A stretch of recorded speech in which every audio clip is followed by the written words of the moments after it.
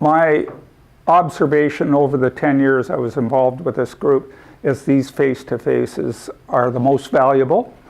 And also outside of all of the presentations and the speakers we have, the thing that we're newly diagnosed and people needing help and answers and support, it's a face-to-face roundtable we have, and we have a discussion at the end of each meeting. I've seen that time after time being the cornerstone of these groups. I do not want to see that go away. So I decided I'm going to try to maintain that through a few emails, trying to keep the group together, different times. Maybe we'll have a breakfast, maybe we'll have a lunch, a coffee somewhere. And also, I intend to connect people with similar issues that I see that might be able to help. We've got quite a database of people, and I've been doing this last year as well. I connect people, and they either call, talk on the phone, meet, it's up to them, and we'll still have a few groups. I think there's a place for that.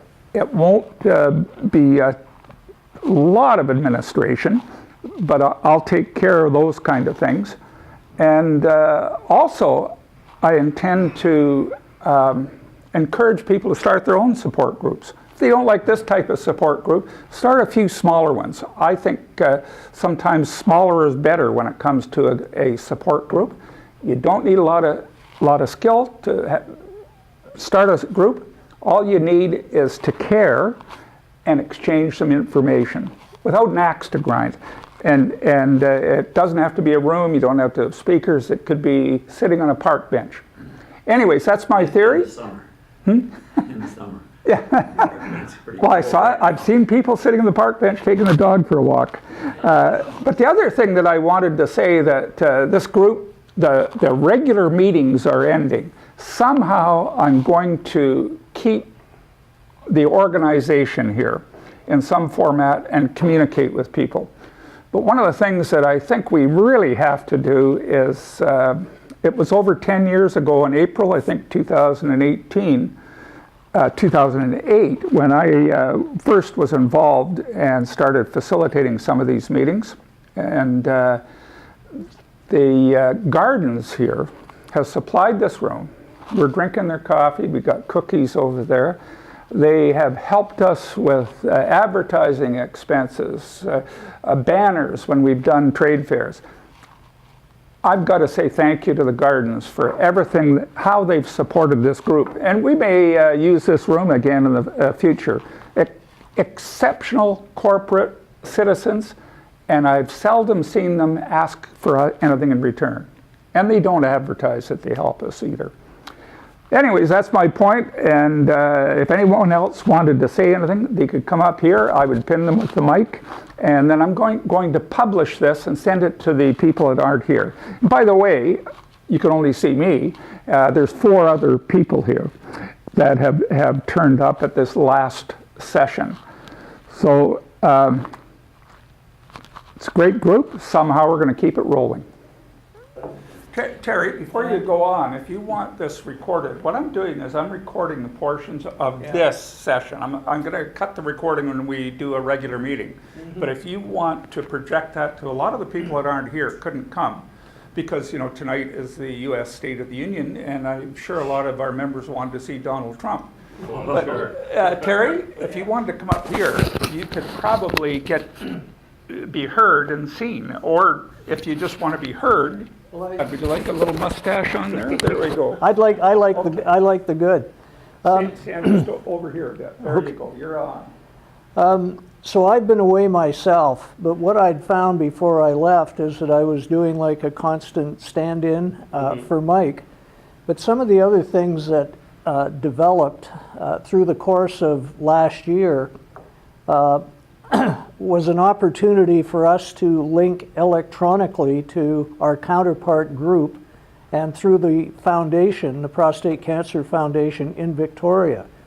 And so that kind of electronic connection is available and would have required our moving the meetings to a Thursday night, and with the cooperation of the breast cancer ladies, which in a way has happened, although I'm not sure how. And the connection also with with our Victoria counterparts has included Connie Dagenstein, the nurse who's something of an expert and an authority around prostate cancer issues.